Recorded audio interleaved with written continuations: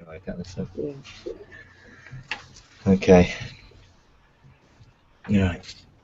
So have you got anything specific you want to do today or talk about?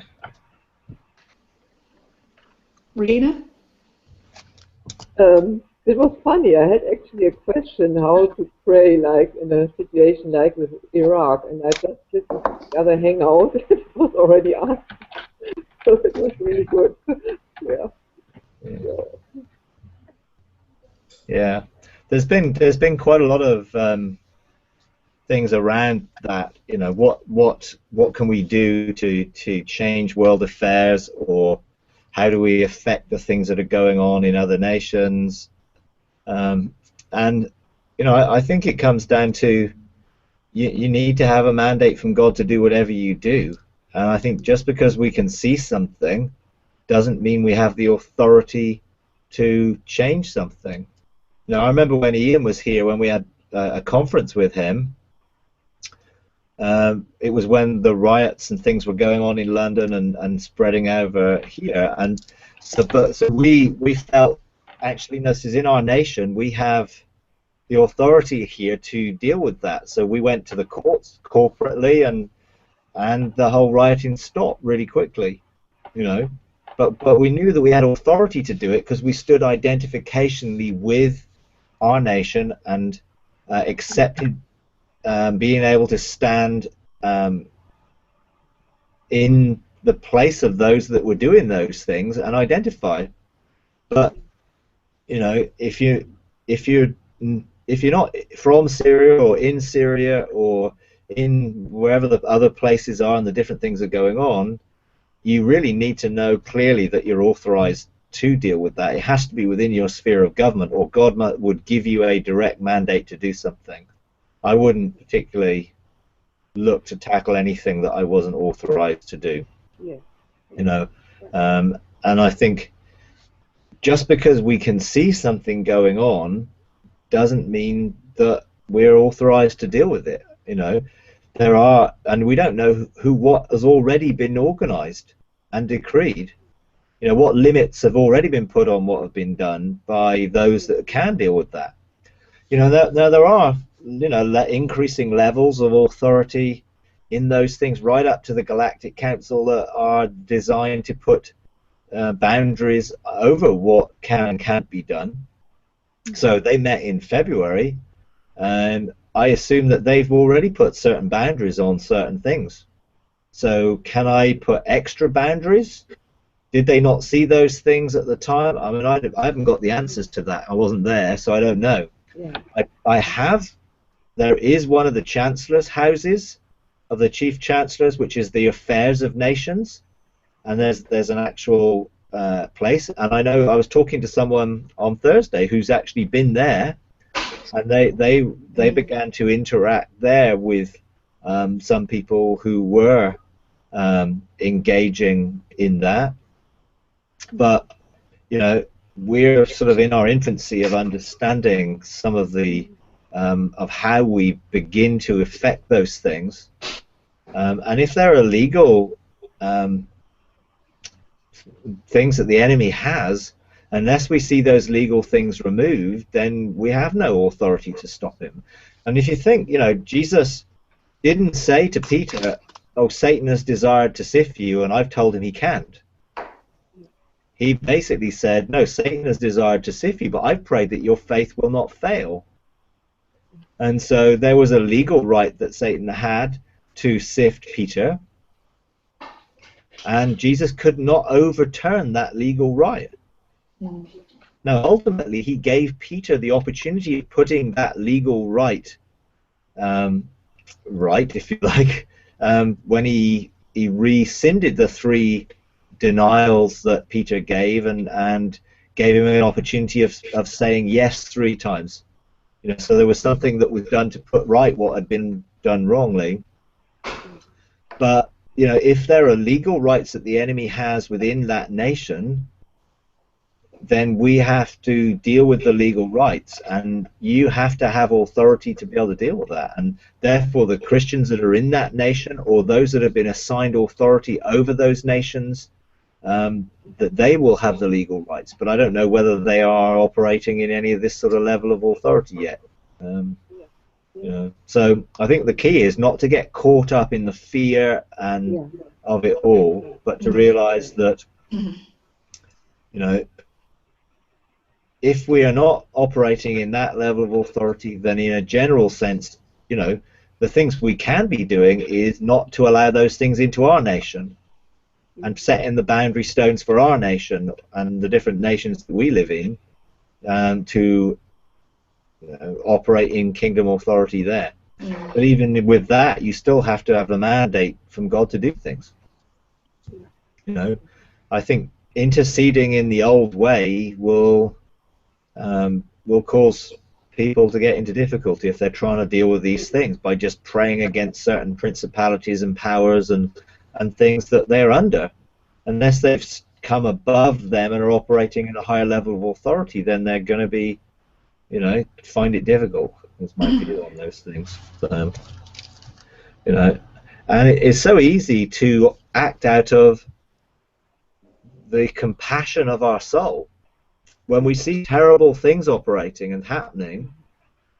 Sometimes we can be moved with compassion to deal with something just because our soul is so, wow, that's terrible, how can those things be happening, and those type of things. So we've got to be very careful that we're not operating out of emotions, but we're operating out of direction from our spirit and from the Holy Spirit, which can use our emotions. I'm not saying that it can't use our emotions, but emotions are a very good servant and a very bad master.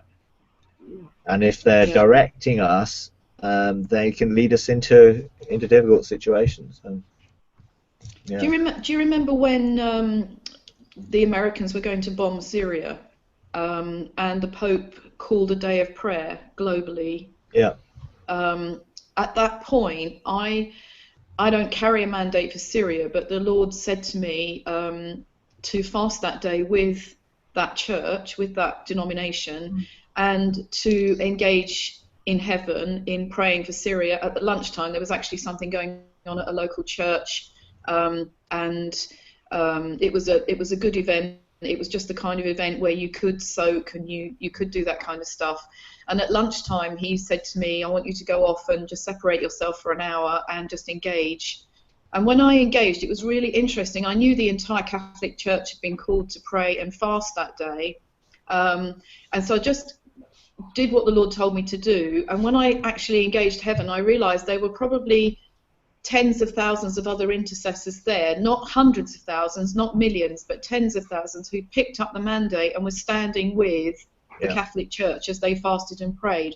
And it was a really interesting development, because I sensed them in the spirit, but I didn't see them with my, I saw them with my spiritual eyes. I knew there were other people there. I wasn't called to do that. I was just called to stand. And then the next day we hear that the Americans have made the decision not to bomb Syria, not to bomb where they were planning to bomb at that time in the way they were planning to bomb. And I really felt that was a lesson for me, that, not to engage beyond. But because the Pope called it, and he has a global mandate for the Catholic Church, I felt that there was something in that I could kind of engage with, and not go beyond that, but just stand with them. So it was really quite an interesting experience. I think we're just learning these things, really, and therefore I'm sure there's going to be greater revelation and understanding and greater levels of authority that are released when people are beginning to operate in some of those things. Then I think God will entrust us with the dimension of authority to begin change and to stop things and to change things.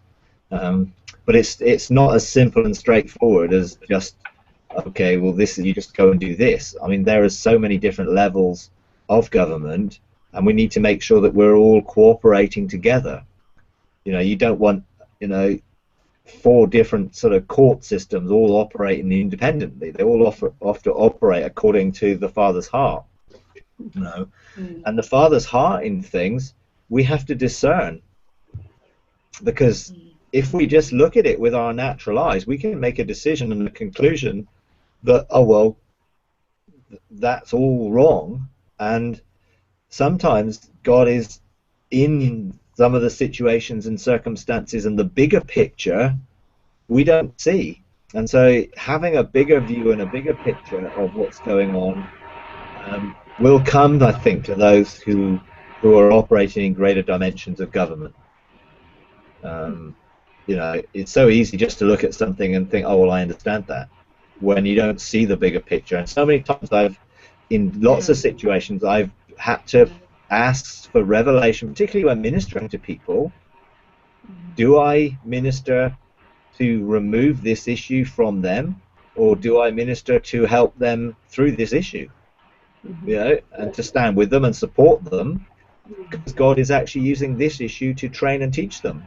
You know, and so you don't know the bigger picture. And I think the Galactic Council type decisions may well have a bigger overall perspectives on how these things move. I mean, you know, certain events have changed the world.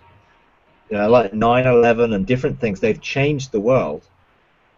Now, were those events part of the purposes and plans of God? Not saying that God organized them or did them, but did he take into account the effect that that would have, and therefore those things have then had an ongoing consequential outworking in changing various people, engaging people? Now there are, you know, I can't say I'm qualified to answer, but I've certainly got plenty of questions and thoughts about these things.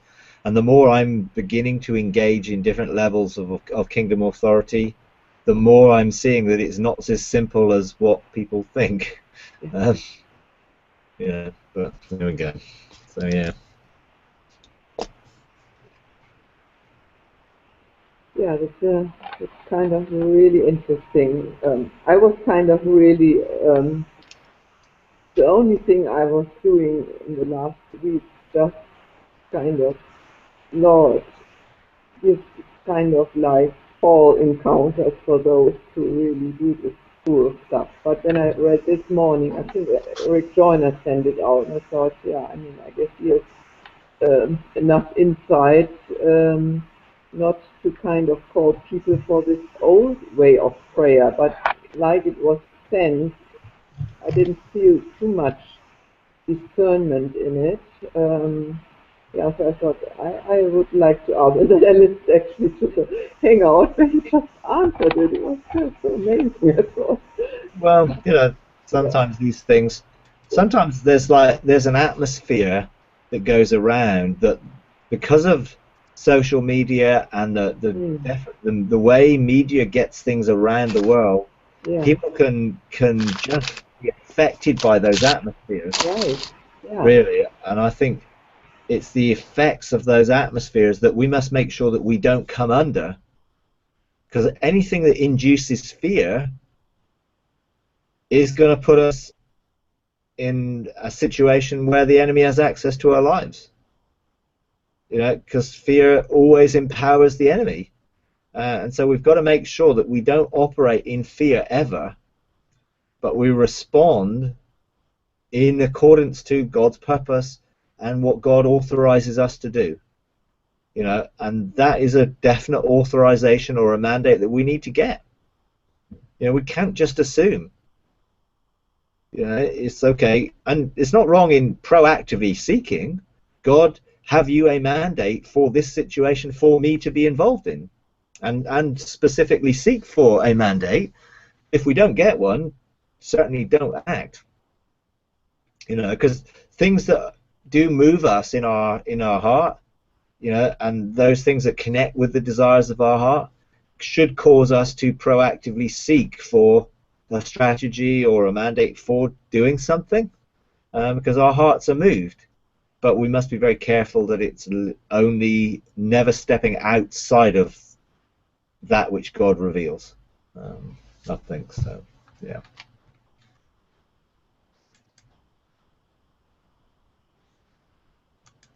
Any other things?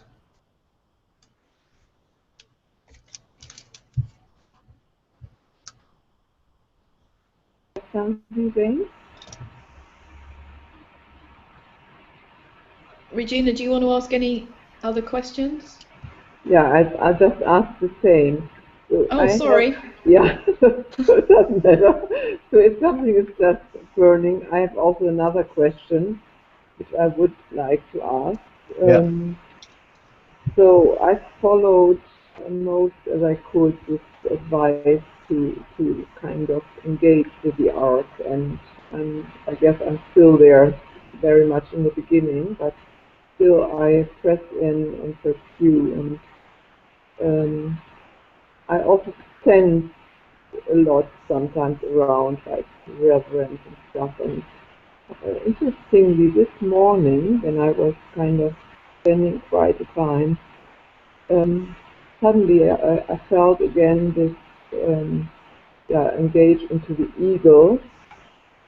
It was not kind of powerfully strong, and then I just had the impression suddenly just abortion.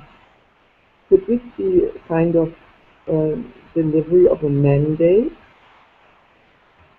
So what did you felt? You saw the eagle, and then you felt Just then just suddenly came abortion. abortion, right? Okay, And yeah. yeah, Well,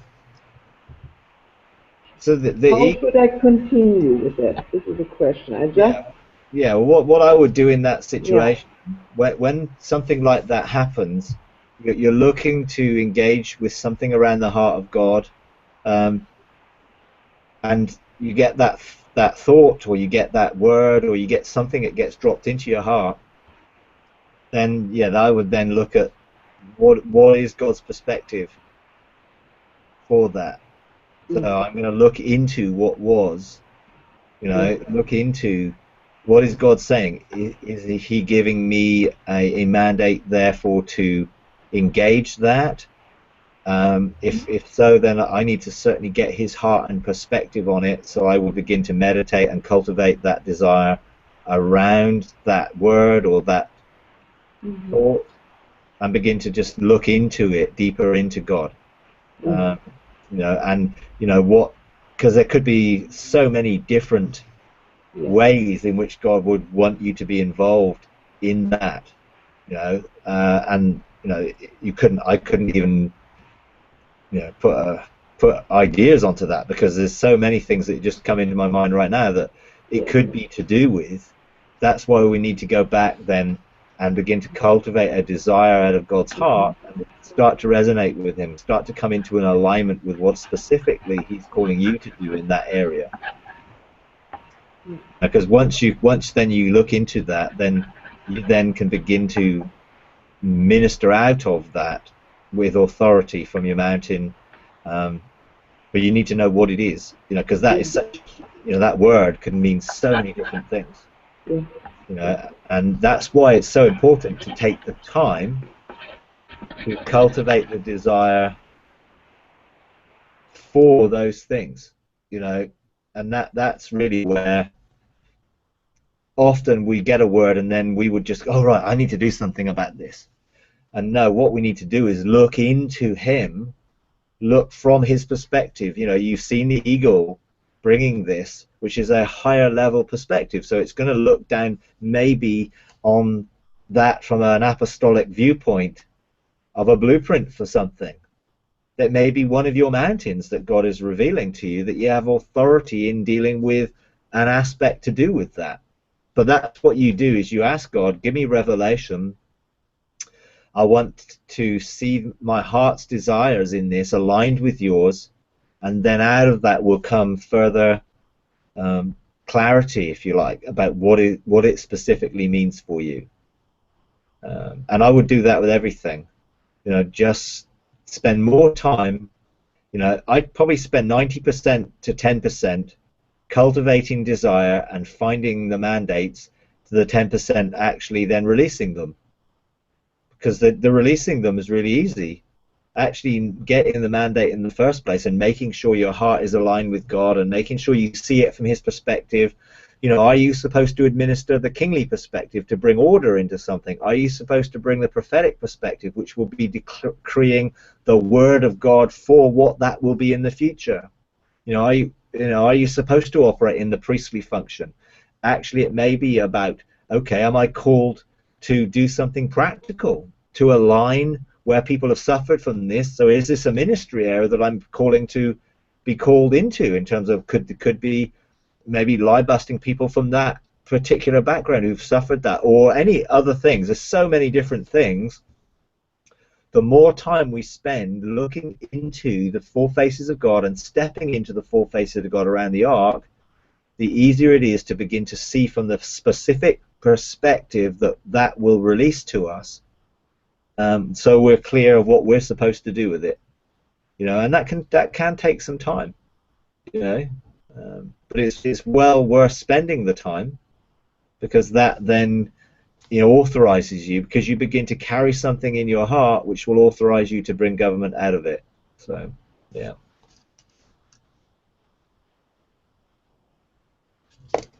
That I go back to art and engage again, and then ask God just to increase the desire and bring the desire and with Him into alignment about certain aspects about abortion, and just wait. Yeah. Yeah. That would be very much it. I would just begin to carry that in my heart, and then meditate around that, around the presence of God, and look into Him and begin to ask Him specific things. Yeah. You know, show me what this looks like from your perspective. Am I supposed to be looking from the lion or the eagle, the ox or the man? You know, what am I drawn to when I begin just to meditate around that, and the thoughts of God will begin to flow, and you'll begin to just to get a greater clarity around it, really. Yeah. Thank you. Okay.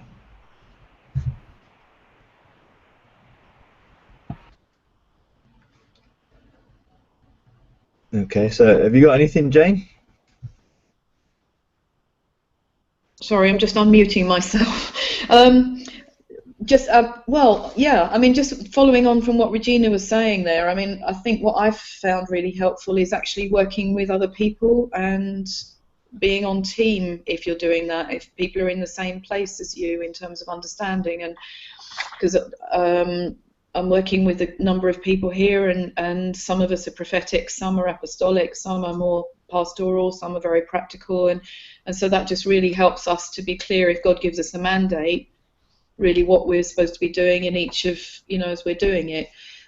So I don't know if that's helpful or not, but and sometimes it isn't always possible, of course. Sometimes, you know, I have found myself on my own, but if it's all right, Mike, I did want to ask you about mentoring others, if that's okay. I was with a group yesterday, and we engaged heaven together, and I realised afterwards that I hadn't really asked them to feed back and to share what they were getting, and I thought I'd ask you if that is one of the aspects of taking a group in. I think it is, isn't it? Kind of going in with them, because when you've done it, you've said, has anybody got anything that they want to feed back about what their experience was, and putting that into the pot and contributing. So, and I realised I didn't do that yesterday when we went into heaven. I didn't actually say to people, we ended up praying, which was fine, but I thought, yeah, so that's one of the things that you do, isn't it? Oh, absolutely, yeah. And we do that when we go in as a bench of three or a set bench, different bench here. We look to get the different aspects that people bring, because we're operating in team, and because we're operating in different gift functions, then it's important to get the different aspects of the jigsaw, if you like, so you can pull a big picture together, and then you have an overall sense of, okay, we need to get a strategy for this, then what we're seeing, rather than, oh, we've all seen something or we've not seen something, what are we going to do? Actually, once you've got a picture, okay, you may have, okay, sort of a prophetic person brings something, and that ties together maybe 3 dreams that they might have had or something in the past, or that have led up to this. You pull together what people see and what is currently God is doing in people that they relate to when people start to share, so that you can just get a bigger picture. And then if it's like, well, what do we do about this? Okay, well, let's go and then get a specific strategy to deal with this, you know. And you generally find that once you see the different aspects, then it's easier then to go and get specific direction for what to do with it, you know. So, and you know, it's interesting that you know, we often step into heaven and to see something, but when we step back out, then we start praying in this realm rather than stepping back in and administering from that realm, because that's what we're used to. It's our default mode, that we're so used to, oh well, we'll just do this, when actually, okay, if we're going to say we've seen this, this is the overall perspective, now what are we supposed to do from a kingdom government perspective in this? Are we supposed to go to the courts? Are we supposed to get a judicial authority, or are we supposed to, you know, deal with something historically, or whatever it might have been that comes out of it? It's important to carry on operating in the same governmental sphere, and that helps, you know, what it does, it helps hearing different people's perspectives, shows that their different people's perspectives are valid, that we don't all see the same thing, that we're not all supposed to see the same thing. We're supposed to come out of our particular redemptive gift or area that we're governmentally responsible for. So definitely, it's an important part of it, and we you know, and it is not magic. You know, we can step in and out, we can step back in, we can step back out, we can talk about it, we can step back in. You know, you don't sort of like, oh, we don't want to break the spell sort of thing, or because it's like this sort of thing. It's like, no, we can. It's better to talk and then go back and do what you need to do, because you're doing it from a perspective of understanding, you know. But it does take some practice, because we're not used to doing it that way. It was funny. It was really funny, because people did start praying. I mean, I actually didn't take them back out of heaven. In my spirit, I knew that we were still in heaven, but they still started praying as if they were back on the earth. Yeah. And I thought, how do I actually stop this? I didn't want to interrupt them, because they were being quite anointed in their prayers. But I was thinking, I don't want to manage it too much either. I want them to be free to, you know. But it was interesting. I mean, I think you tend to find that there will be a difference in how people are, in inverted commas, praying. It's like, are they talking to God, or are they administrating the kingdom? Because you don't talk to God in administration. You declare, you decree, you call forth, you call into being, you bind, you loose, you declare, and you speak that out from a place of authority, rather than sort of praying prayers that would be us calling on God, or directing our prayers to God. Because prayer really is talking to God. You know, decreeing things isn't really praying, it's decreeing things. And so, you know, technically, you know, it's easy to get it all sort of jumbled up and mixed up, so that people are not quite clear what they're asking God to do and what he's asking them to do. And I think the clearer we become, the easier it is to realize that we are operating on God's behalf as his children.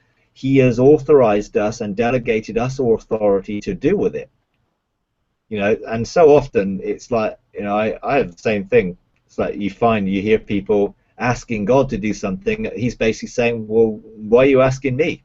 I told you to do it, and I've authorized you with the authority to do it, therefore you do it, you make the decree.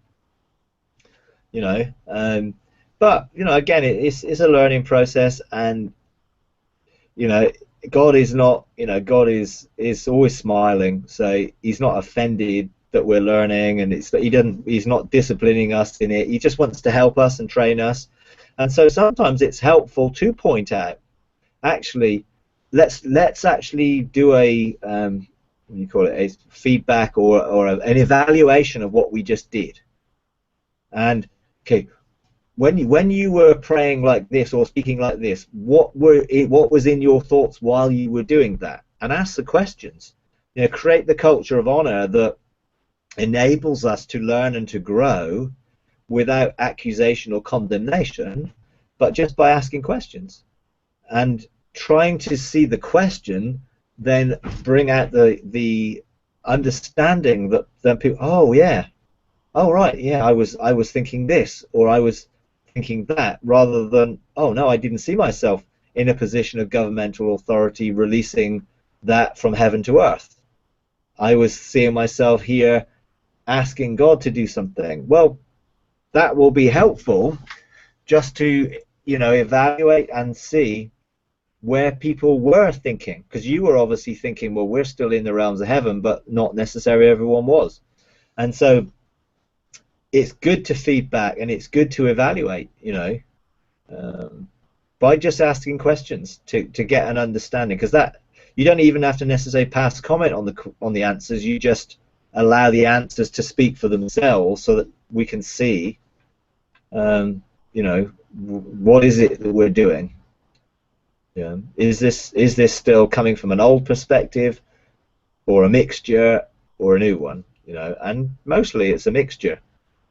But it helps to discern what is the old and what's the new in the mixture, so that we can become more attuned to dealing with things in a new way. So yeah.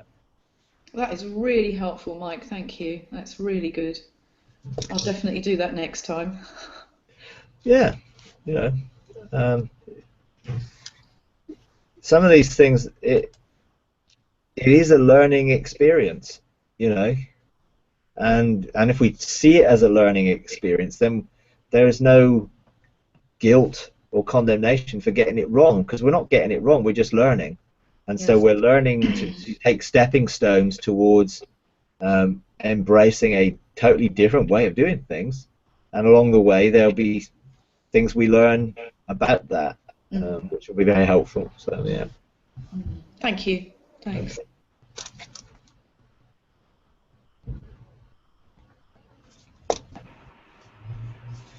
Okay. Anything Yeah, else? Jane, also I thank you for the input you gave. Actually, I have not moments people close by. I believe God for it, that these connections come forth. So the closest which are kind of connected to me are 2 hours up to 5 hours drive, and I'm also willing to drive or whatever. I just continue, and this is a kind of also a question to you, Mike. I just continue to release and declare what we have done on the Sunday morning when you were with us, just to call forth the relationships and also the benches of three and the connections, and put them also under God's protection. And yeah, I long to see that. I wish sometimes there is somebody I just could ask. Yeah, Yeah, but sometimes it's like, what you can do is to again take that back to God, the yeah, desire in your heart for Germany, the desire for these relationships, and ask Him for a strategy. yeah, He may give you something you need to do. yeah, Maybe you need to contact certain people, or you may need to, you know, God will show you that. yes, You know, yes, I mean, there's quite a number of sort of the German guys who signed up for the Alpha group. yeah, Um, you know, I've not heard back from many of them whether they got the information, but you could follow that up maybe and just make connection with them again. yes, There are different things that you can do just to facilitate relationship, yeah, and to encourage people to continue pursuing things. But you're doing right. I mean, basically, yeah, just keep doing the same thing. You can call that forth, and you know, um, and continue with the same process. It's like, it is a journey. It's not something that's going to happen overnight, but God is working. Keep sending angels on assignment to connect people, to connect people with revelation that they need, to connect people at the right time with the revelation that they need. They're stirring in people's hearts. Lots of things, you can begin to decree and declare. Um, you know, but God is working. God's working. Things are happening that you can't necessarily see. The kingdom is a huge connection of relationships. And things are happening even if we can't necessarily always see them, but we can be part of facilitating that by doing our bit in it. So yeah. Can I add something in there, Mike, for Yeah, sure. Regina? At the David's Tent meeting this weekend, Regina, in the intercession tent, you might want to talk to Jonathan Cavan, if you can, because he was instrumental in effecting a marriage between Germany and England in the spirit.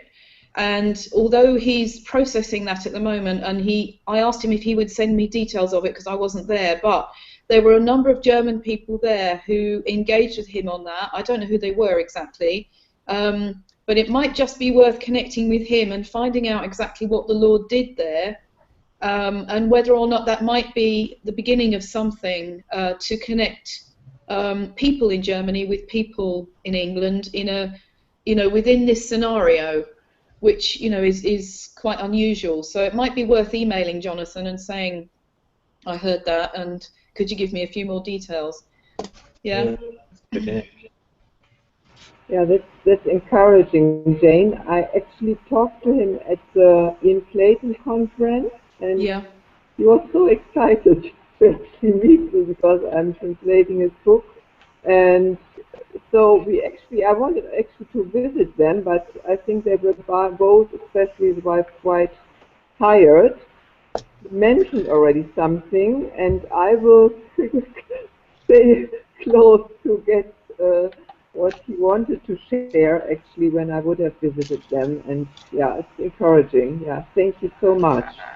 I wished I could be there, but yeah, kind of, yeah. Can't be at everything, can No. you? No, that's right.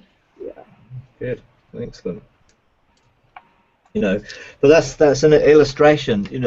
What we did when we were in Germany. There was this sense of connection, and re-establishing a connection, and then God inspires someone else to take that another step further. A lot of things are happening. And you tend to then see, okay, there's a bit of a pattern emerging here. That God's working in different ways in different groups to outwork His purposes in it.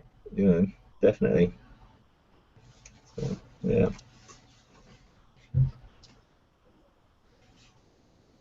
Okay. You got anything else? Regina?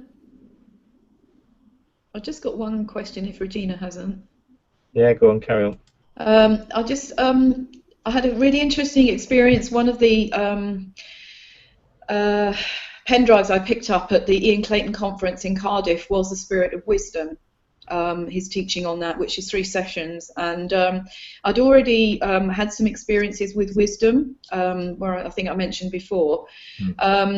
But on this occasion, as I was listening to it, both wisdom and prudence turned up together. Yeah. And I felt the Lord say to me just to sketch out a picture of the two of them, which wasn't terribly good, but it was really helpful to me. And I just wondered if you could maybe elaborate. I don't know whether you've had any experience with prudence. Obviously, I've read Proverbs 8 and 9 and looked at that, and obviously Ian goes into that in some depth, but I just wondered if you had any comments on that. I know there are a number of other characters in there. Oh, there are, yeah. I've found, in fact, the previous hangout, I was talking about this with a group there, that they encountered Prudence that came, and they were sort of like, oh, this is different from wisdom. How does this work? I mean, obviously they very much work together, and and I think we need to engage with the person to engage what their function is at any one time. I mean, I think we tend to read a word, prudence, and okay, what does prudence mean? Well, it can mean so much because they're a living being. It's not just a word, you know.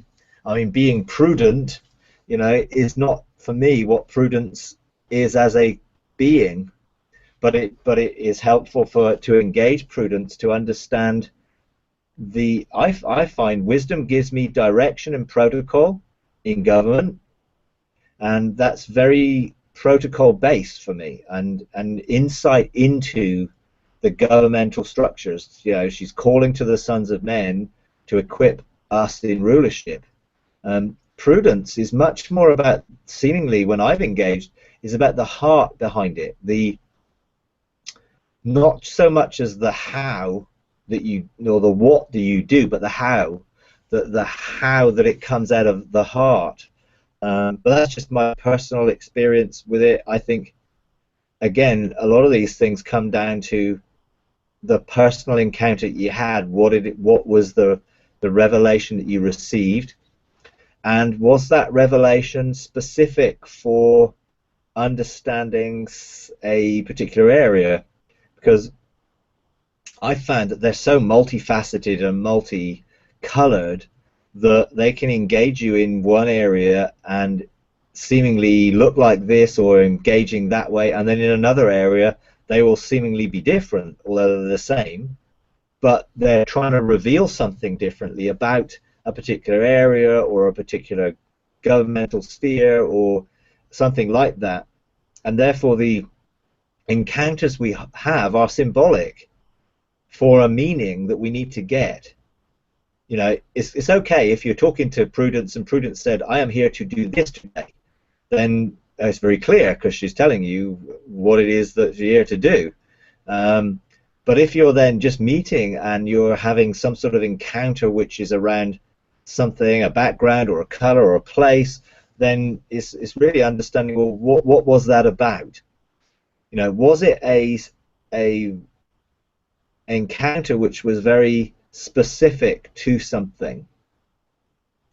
And so often, you know, there are places in heaven where we engage in government and we engage in different things, in different courts and different structures in that, which are all governmental. But there are so many places in encounters which are all about the encounter rather than heaven itself.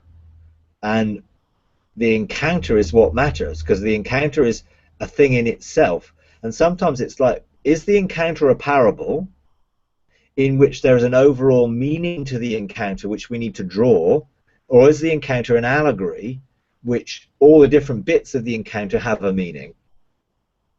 And that again is something we need to discern and seek for revelation about, because it's no point looking into all the details of the encounter if it was just an overall God was trying to get over something to us, because that would just waste time.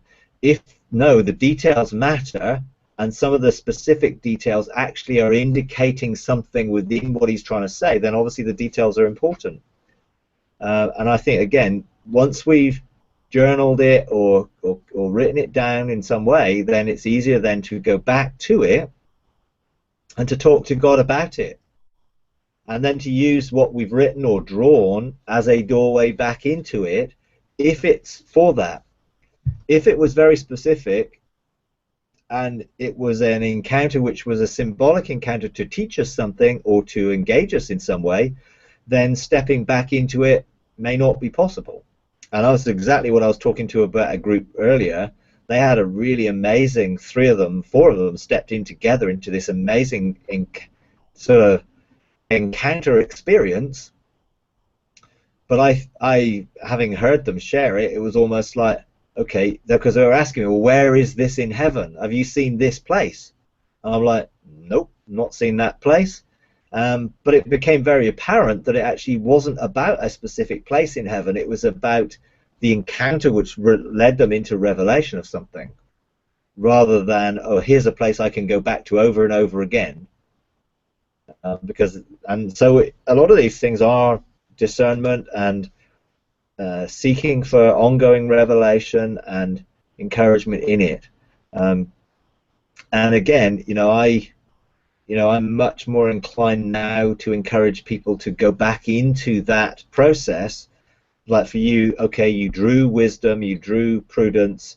There was obviously something that was significant for you. Then okay, then take that back in a sense to God, okay, and ask for revelation about it. Why did I have that encounter? What was the significance of this or that? Because when they saw prudence in an opalescent sort of way, whereas wisdom I tend to see in terms of blue colors. They saw prudence in opalescence, which meant it wasn't very clear.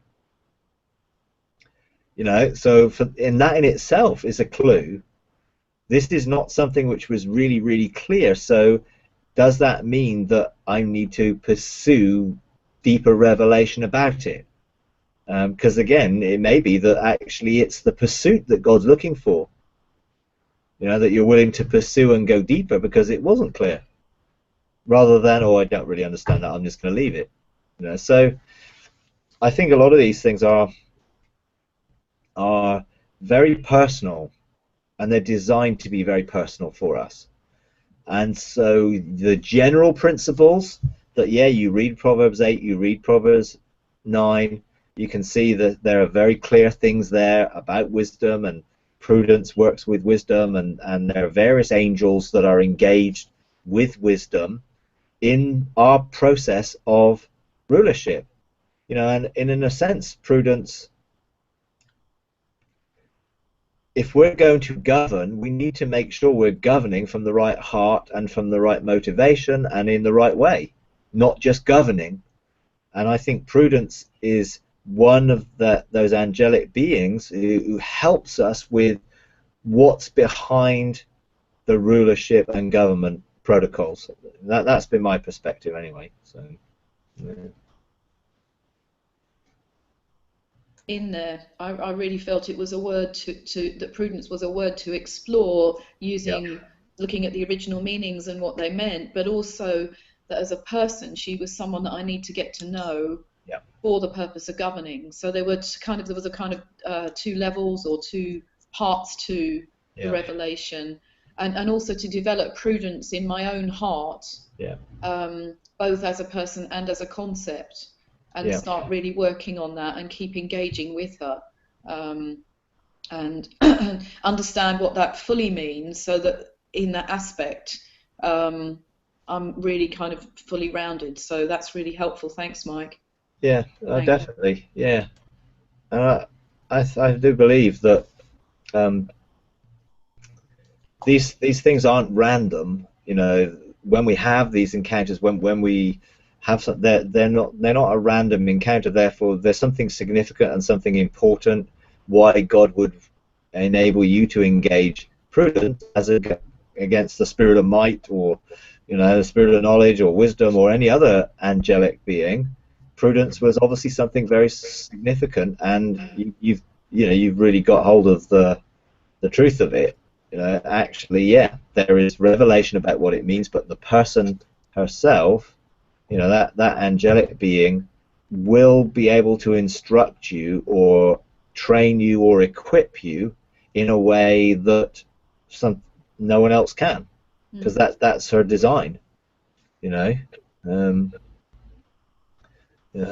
it's an area that we'll see that developing really, really clearly over the next few years. Engagement with wisdom and all the handmaidens of wisdom and with the seven spirits of God in different ways, I think is going to be a key of helping us understand our position of government and authority, and helping us make sure we're going to come out of righteousness to administer justice. Because it's so easy to come out of emotion when we administer justice, and that actually can be a wrong motivation and a wrong heart. So it sounds excellent. Thank you. Yeah, that's really helpful. Thanks.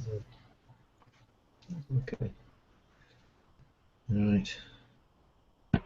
So, may I ask you, Jane, when you encountered prudence and wisdom, did you just step into heaven um, to encounter her, or was it kind of what happened to you in a way, or did you seek for it on purpose?